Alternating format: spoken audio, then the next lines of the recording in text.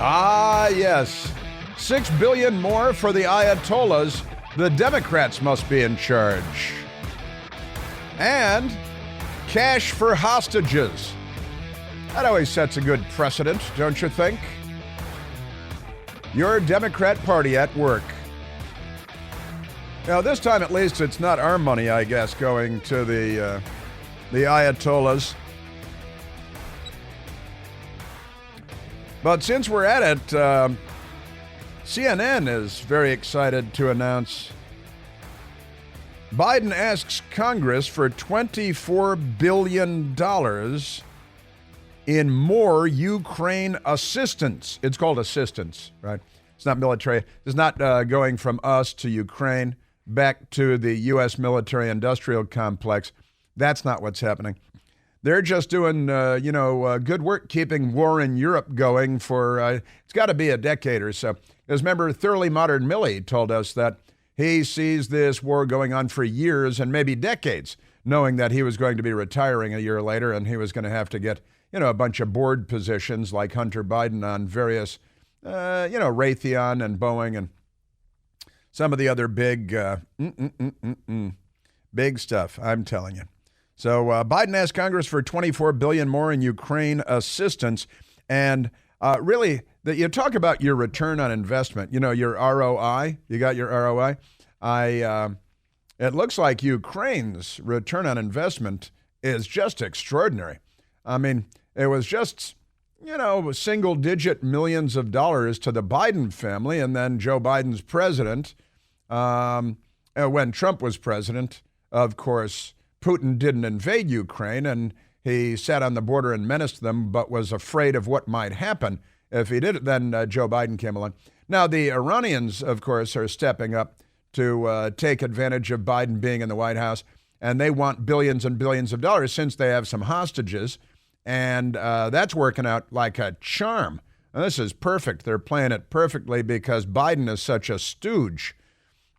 Speaking of which, this is actually true. If you go to your national calendar, National Day calendar, because, tomorrow is like Rutabaga Day, and we've got Donut Day and Pizza Day and stuff. Today is National Presidential Joke Day.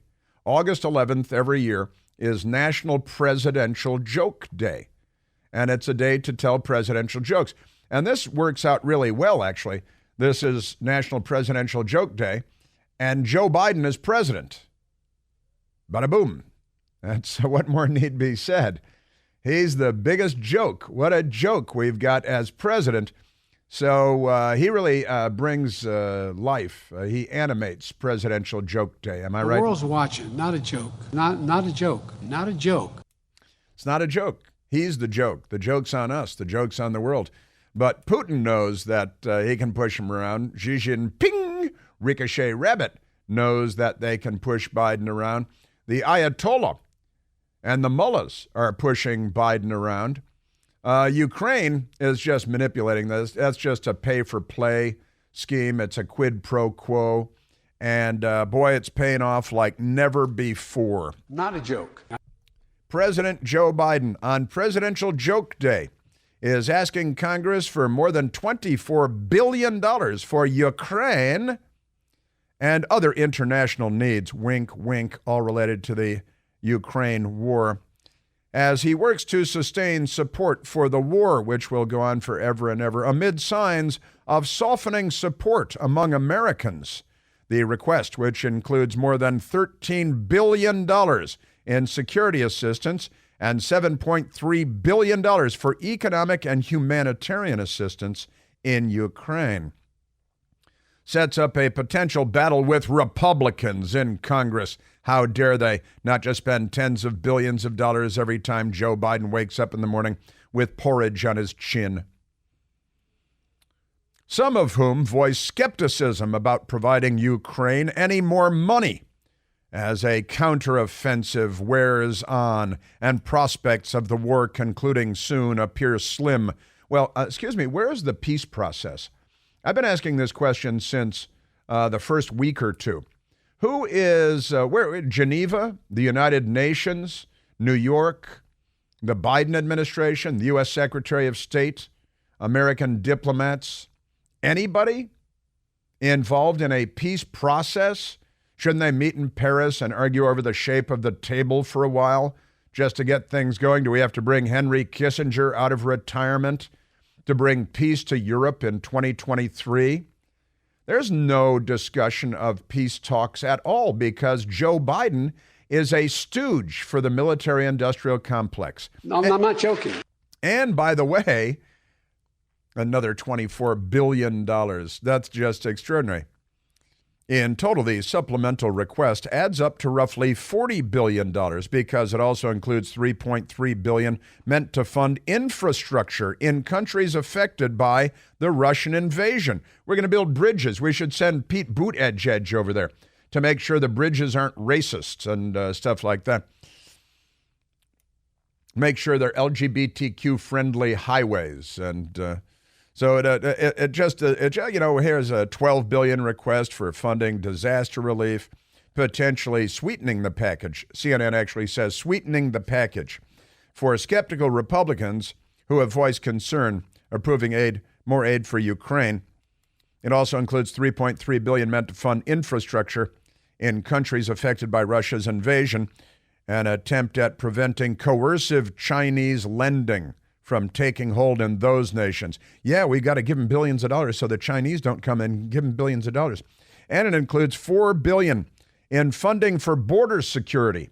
Not here in the United States, mind you.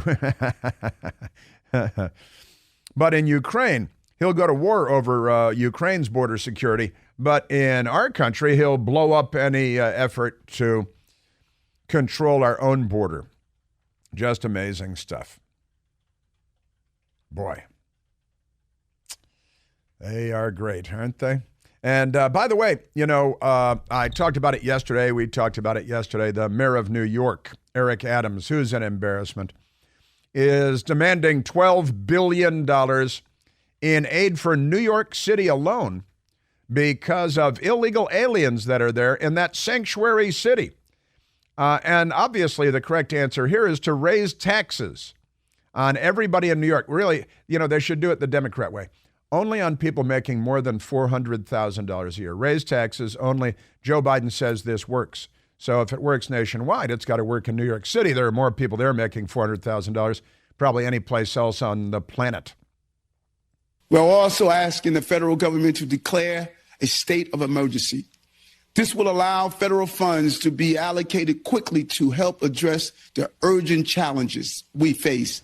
They face urgent challenges, but you're a sanctuary city. You invited everybody in. You ridiculed and assaulted and attacked and smeared and mocked mayors and governors along our southern border who raised the alarm, sounded the alarm ages ago. And now it's on your front doorstep, which means that Greg Abbott is a genius, the governor of Texas, because he sent a few plane loads of illegal aliens that the Biden administration waved in to New York and to Martha's Vineyard, and then they're like, hey, wait a minute, this really is a problem. But if New York City, when they've got 100,000, they say, illegal aliens, although the New York Post says 25,600 illegal aliens, and, there are so many liars in the Democrat Party and in the media, not at the New York Post, but the New York Times isn't even talking about it, except to say, give us $12 billion. Because the Midwest, people in the Midwest, the American middle class, have to fund the Democrat Party's damp fantasies that are catastrophic, obviously. Now, let me say that if New York City, and that, by the way, 12, even if you go with the higher figure of 100,000 illegal aliens, and Massachusetts has declared a state of emergency as well. The Democrats there, they're a sanctuary state. They're declaring a state of emergency. They're going to want a federal bailout probably by close of business today. $12 billion, that's $120,000 per illegal alien for one city, right? Isn't that amazing? But when I saw this, I immediately started raising questions. Well, let me see. How many billions does Phoenix, Arizona get? How many billions does Tucson, Arizona get? How about Sierra Vista? Honestly, how about San Antonio?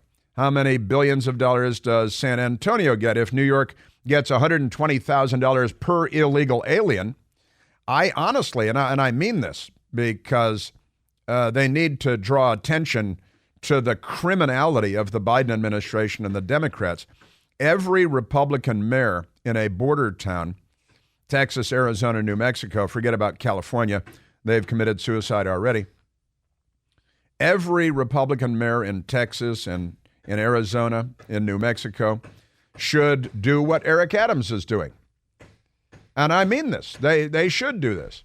And Republican attorneys general should start charging Biden and Biden people with crimes, too, because the Democrats are showing the way once again. But the Democrats are showing the way, $12 billion for New York City. So Midland, Odessa, Texas should ask for, use the same dollar figure, $120,000 per illegal alien. So if they've got 100,000 of them, they need $12 billion, too. If they have 200,000, they need $24 billion.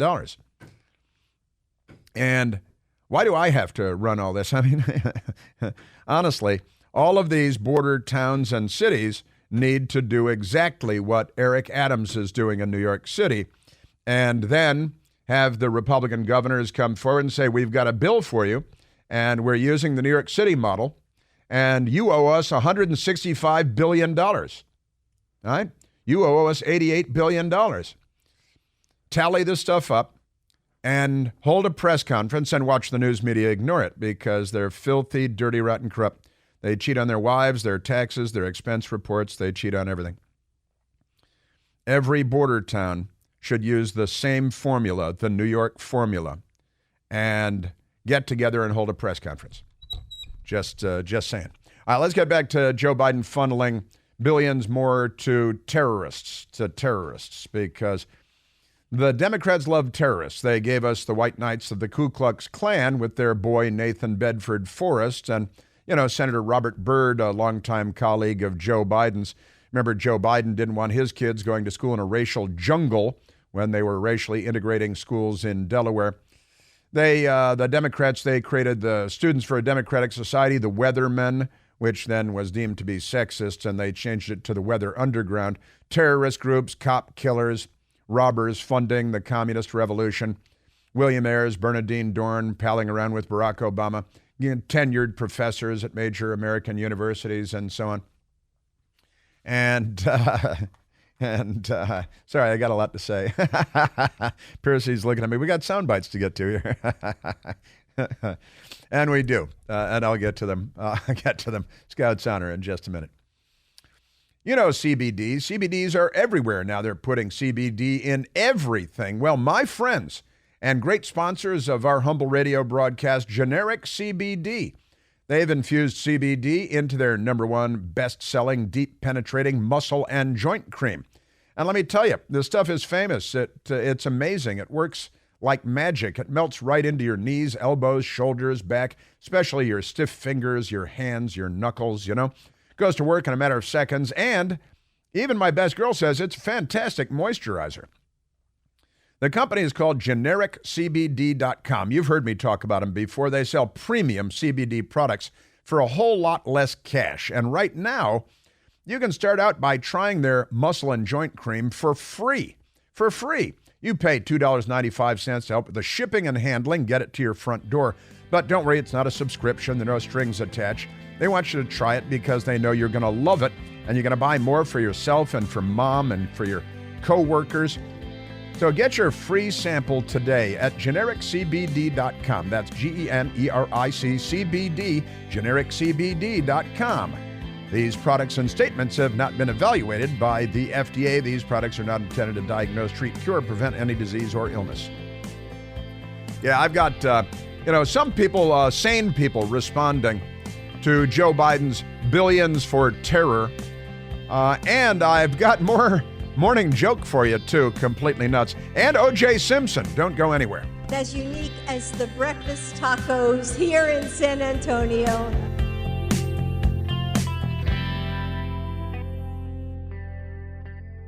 Hey, it's Chris Plant, excited to tell you about our July 2024 Listener Sea Cruise. We'll be sailing around the British Isles, visiting Scotland and Ireland. Please join us. Book by this July 31st for extra savings. Visit ChrisPlantCruise.com.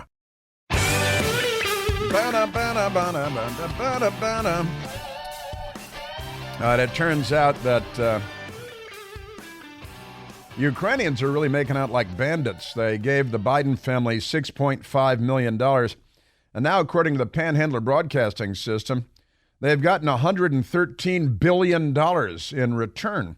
That is return on investment to beat the band.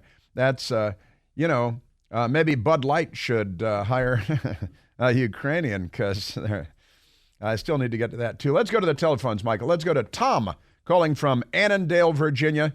Thomas, you're on the Chris Plant Show. Tom put his phone down. Right here. How are you? Hey, there's Tom. Hey, Tom, I'm good. What do you say, huh? Well, hey, I would like to know how long these channels that they're distributing this money have been founded, because back when $160 billion was dropped in euros, I thought, wait a minute, that's a lot of money. And so a friend of mine said, well, it's why all kickbacks. They paid a bunch of people, and they put the money in numbered accounts in the Bahamas and in Europe. And he said, it's just, that's the way it's done. Now, he said that's the way the Bushes did it when they convinced the government to sell Potomac Yards in Washington and Eisenhower Avenue as quote unquote to the Carlucci Group, which was the Carlyle Group, and that's how they all got rich.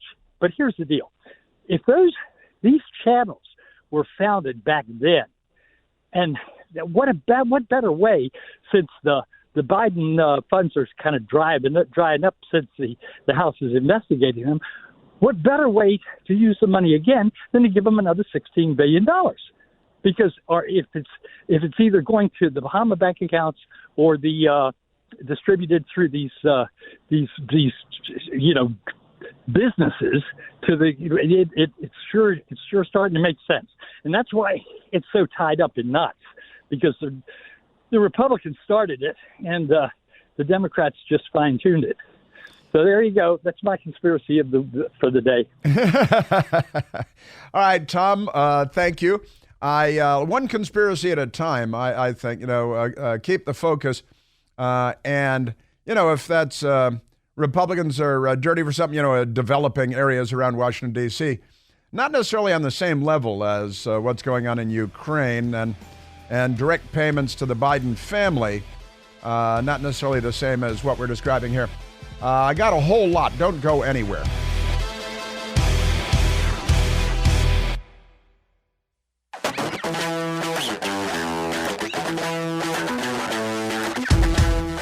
We were just doing a little math here. We were doing our gazintas on the, 2 goes into 4, 4 goes into 8. Like Jethro Bodine mathematics. Not like that Lisa Heinerscheid at Bud Light. She does a different kind of math. But we were just doing the math on this, and according to the Panhandler Broadcasting System, suckling on the taxpayer teat, on August 10th, they said that we, the United States, the American taxpayer, had already provided $113 billion to Ukraine. $113 billion. Today, we're looking at a total package of $40 billion more. And good luck on the math. $25 billion goes to Ukraine for the war. Figure it out. They say that there will be $2 billion in there for securing the American border with Mexico, the U.S. border with Mexico. $2 billion. Oops. So $2 billion for securing our own border. $113 billion for securing Ukraine's borders. Plus the $25 to $40 billion being announced today. It's almost as if we're playing with fake money, house money, monopoly money. It's the left. They want to bankrupt, it's the Cloward and Piven strategy, bankrupt democracy. And by the way, Barack Obama and his agents are behind the curtain. Corinne Jean-Pierre admitted it recently that Obama and many of his senior people are in regular daily contact with the senior officials at the Biden White House. And who can even name anybody at the Biden White House? Most Americans couldn't even name a single cabinet secretary in this administration because they're such a useless bunch of nubs. But in any event, Did a little math. Just on the $113 billion, not adding in today's $25 or $40 billion, and looked at the fact that the Ukrainians, according to records obtained by Republicans on Capitol Hill, the Ukrainians have provided $6.5 million to the Biden family. $6.5 million to the Biden family, including $5 billion to the President of the United States, Joe Biden. And in return, they have thus far received $113 billion, plus another $25 to $40 billion in the pipeline now. $2 billion for U.S. border security. Like $140 billion for Ukrainian border security. Okay? Just pointing stuff out. But I took the $113 billion and I divided it by the $6.5 million that Ukraine gave to the Biden family. And that is a return of investment that comes out to 17,384%. 17,384% return on investment. Because they put $6.5 million into the Biden family coffers. The Biden family has seen to it that $113 billion as of August 10th sent to Ukraine. Boy, I'm telling you, that crackhead shows results, doesn't he? He must be the most successful crackhead on the planet today, I'm thinking. That's why his Secret Service code name is the Crackhead. The crackhead's moving. The crackhead's moving. Unleash the crackhead. I like that. So that's some crazy math right there, isn't it? Yes, it is. But $2 billion for U.S. border security. Now $113 billion plus $25 billion, so whatever that is, $138 billion for Ukrainian border security and $2 billion for us. You might begin to think that he's not on our side. Isn't that interesting? All right, let's get back to the audio because they're sending, now freeing up billions for Iran, the world's #1 state sponsor of terror. And Cobble Kirby said, it's going to be great. It's going to be wonderful. South Korea and 7 other countries, so the U.S. plus 8, agreed to freeze the Iranian assets, and Joe Biden's going to let it go because he's giving them $6 billion for 5 American hostages being held by the Ayatollahs in Iran, right? You may remember that Barack Obama gave the Taliban, he gave them back their high command that we had captured on the battlefield. Americans killed capturing the Taliban high command. Barack Obama and Joe Biden gave the Taliban back the 5 leaders of the Taliban, their high command, in exchange for Bo Bergdahl. Bo Bergdahl, who deserted his unit. And they love deserters. That's the kind of, military personnel the left likes because they're not on our side. They're not on our, once you recognize that, then. So it's, forget arms for hostages, billions. So what have we got? 5 hostages, $6 billion. So I think that's $1.2 billion per hostage, $1.2 billion per hostage. Am I doing my gazintas correctly there? Former Vice President Mike Pence is running for president. He was on the television talking about this very billions for hostages deal that the Biden administration is ginning up. I always welcome the idea of Americans, hostages being released, but I think President Biden's decision to give $5 billion to the mullahs in Tehran is a disgrace. The United States of America doesn't pay ransom. And the very idea that we would transfer $5 billion to the mullahs so that they can continue to support Russia's unconscionable invasion, they can continue to sow violence across the region, is just unconscionable. It's unconscionable. It's hostages. It's ransom. It's a disgrace. He's right.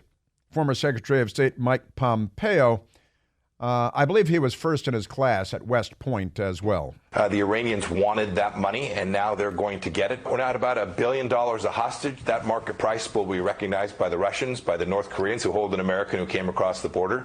And the chance that the Iranians will take further American hostages only increases as a result of this. Only increases. More hostages, more payoffs. General Jack Keane, now retired 4-star Army general, former Vice Chief of Staff of the United States Army. The Iranians have been doing this ever since, the mullahs took over in Iran in the early 1980s. The idea of using extortion to get hostages in exchange for ransom money is a business operation that they've been involved in. And every time we give them the money in exchange for that, or another country does, that's obvious. Everybody knows what the answer is. It's an incentive for them to keep doing it. Yep. And General Keane is a common sense guy. I've met him a handful of times myself. Good guy, straight shooter. And he's not full of it like Joe Biden. The Iranians have stepped up their aggression during this administration ever since they took over for a couple of reasons. One, we reached out and appeased them. Two, we stiffed the Arabs and the Israelis. And what has happened as a result of that, as our relationships deteriorated in the region, China and Russia began to exercise more control. But they're not on our side, and once you accept the fact that they're not on our side, then everything will begin to come together and make sense. By the way, the Biden administration announced to their friends in the media who massaged them with lubricants in response that the U.S. intelligence community is now going to be working with the private sector, very cozy private sector intelligence community relationship. And with that news, I just want to remind of Benito Mussolini's definition of what is fascism, and that is a merger of state and corporate power.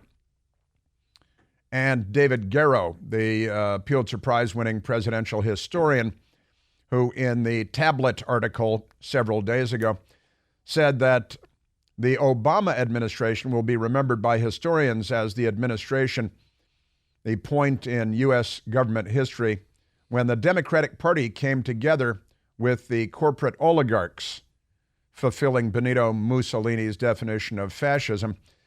Garrow was referring specifically to the information oligarchs. I've been talking about this for years now. I'm glad the Pulitzer Prize-winning presidential historian David Garrow has caught up and agrees.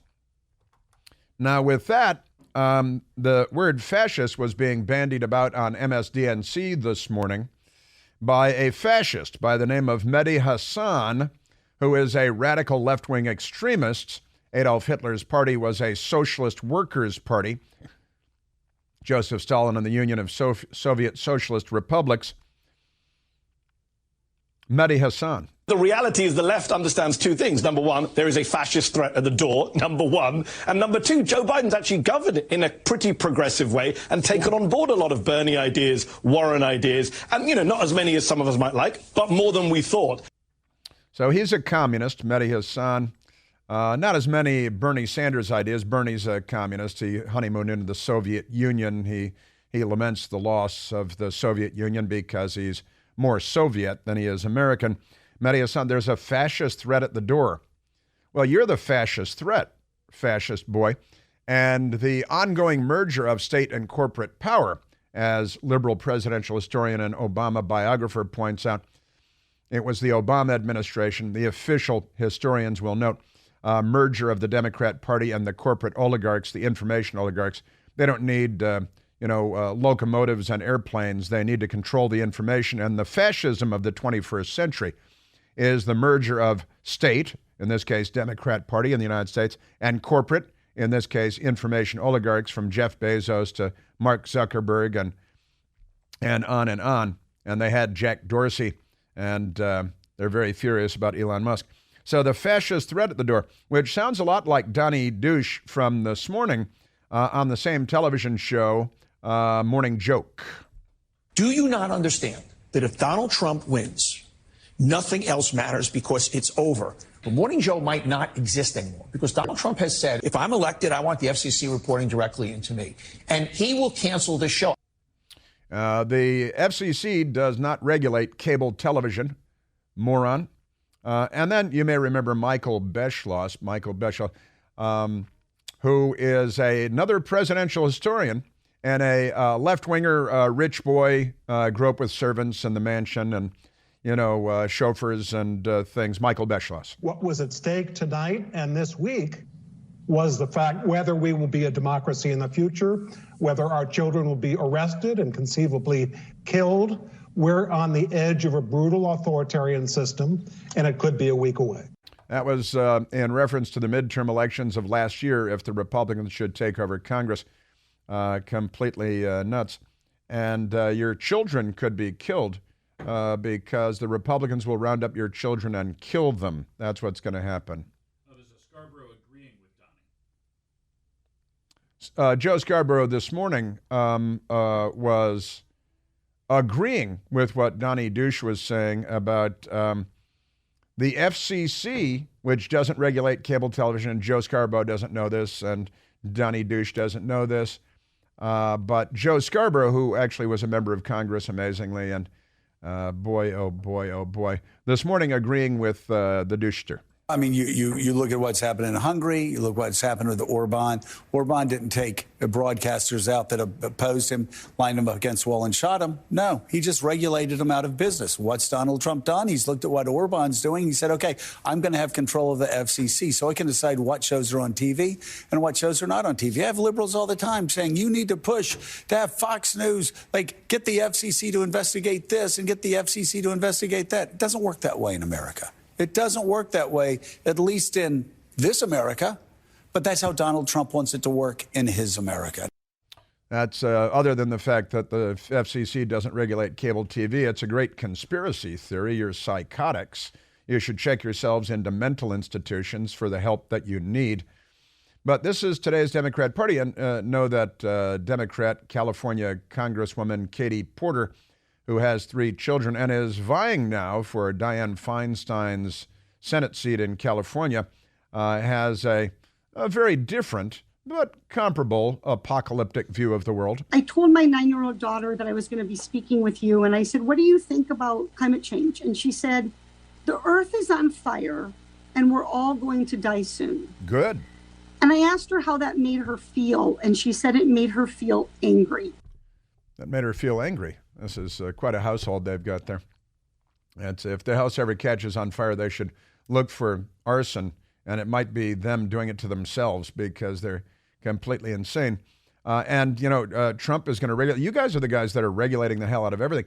And all over the internet, Joe Scarborough has been harassed by the radical left-wing fascists that Joe Biden should use the FCC to take Fox News off the air. Again, the FCC doesn't regulate cable television, but every day is an IQ test. These people, can I just say, these people, amazing stuff. Now, we got a moment. Let's go to OJ, because OJ demonstrated once again that Democrats have no sense of irony. He's talking about a rapper who was driving real fast in his car and crashed into another car and killed a young woman and the young woman's dog. And O.J. Simpson wants to know why he was convicted of vehicular manslaughter, only sentenced to, 3 to 9 years in prison. And O.J. Simpson, who got away with 2 murders, is furious about this because he was sent to jail for that armed robbery in the Vegas hotel. You're driving a car at roughly 160 miles an hour on a public street and end up killing a girl and her dog, and you get 3 to 10 years. You go to a hotel room that you're invited to retrieve your own personal stolen property. Stolen property I now have because it was ruled to be mine by the state of California. Was his wife's head there? And you get 9 to 33 years. He's very upset. A rapper named Henry Ruggs III, sentenced to 3 to 10 years in prison for vehicular manslaughter. And OJ immediately recognized the unfairness of it all. That's unfair. Because he did this armed robbery in a hotel, and he was sentenced to more prison time. He was released pretty quick. No sense of irony, these people. He murdered 2 people, including the mother of his children, with a giant knife while wearing his Bruno Magli shoes. He cut his own hand through his $500 leather gloves that his wife bought for him at an exclusive store in New York. And he has the temerity. I wonder if he's found the real killer yet. Has he found the real killer? He's still looking for the real killer. Could be golfing somewhere today. I got a little getting even to do. So God bless. Take care.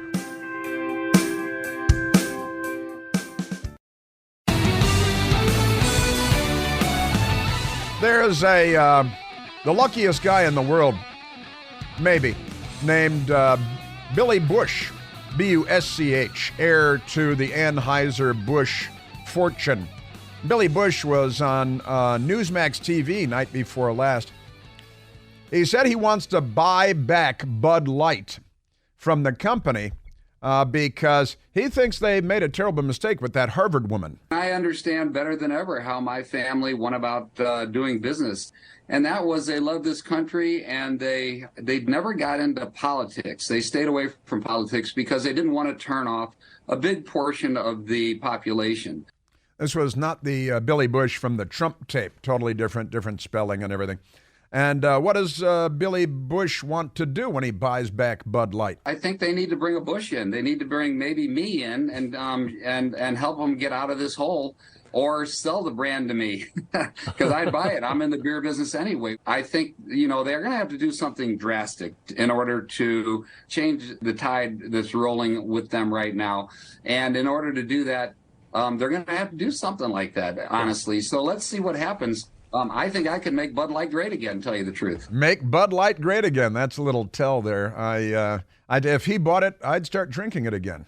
And I used to. At the same time, Disney has brought in a gender-fluid, cross-dressing lunatic named Sean Altman, who's kind of a tranny, and they've hired this tranny to dress up like Minnie Mouse in order to sell girls' Minnie Mouse clothing to little children. The character most like me is Minnie Mouse, and I have the most perfect dress to start the look. It even has little Mickeys on it.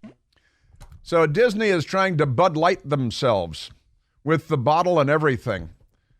Completely mental. Listen, have a wonderful American weekend. God bless America.